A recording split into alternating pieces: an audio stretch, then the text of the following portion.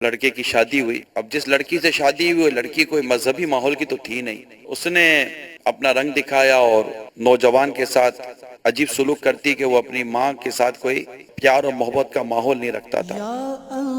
اب بیٹا جو تھا وہ شادی کے بعد ماں سے بالکل وہ منحرف ہو گیا، ماں سے ہٹ گیا اور بیوی کا ہی ہو کے رہ گیا. بہو کی الٹی سیدھی باتیں سنتی لیکن بیٹے کو کچھ نہ کہتی.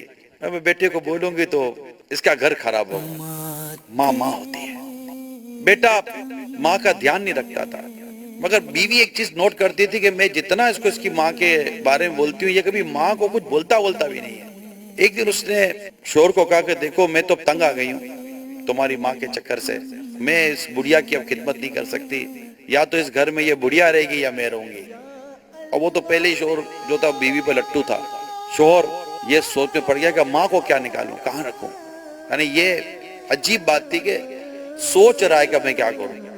بیوی کو جواب دیتا کہ پاگل ہو گئی ہے، میری ماں کے بارے میں اس طرح کا کلام کرتی ہے. مگر ایسا کچھ بھی نہیں ہوا.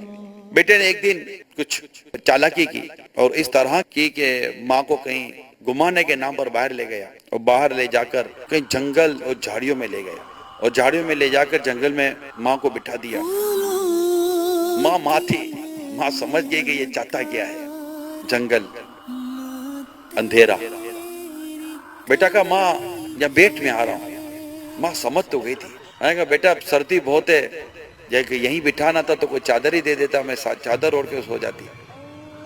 ماں ابھی لاتا ہوں. ماں سمجھ تو گئی تھی. بیٹا گیا. کچھ ہی دیر کے بعد انہی جھاڑیوں میں سے ایک شخص گزرا.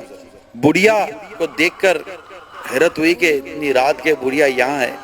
تو کہا بڑی بھی خیریت تو ہے؟ بولا بس پریشان ہوں. کیا پریشانی ہے؟ کہا مجھے میرا بیٹا یہاں چھوڑ کر چلا گیا. کہا اچھا ہاں. میں پریشان اس پر نہیں ہوں کہ میرا بیٹا مجھے یہاں چھوڑ کر چلا گیا، میں پریشان اس بات پر ہوں کہ جنگل بیابان ہے، کہیں کوئی شیر میرے بیٹے کو کھا نہ جائے. ماں ہوتی ہے.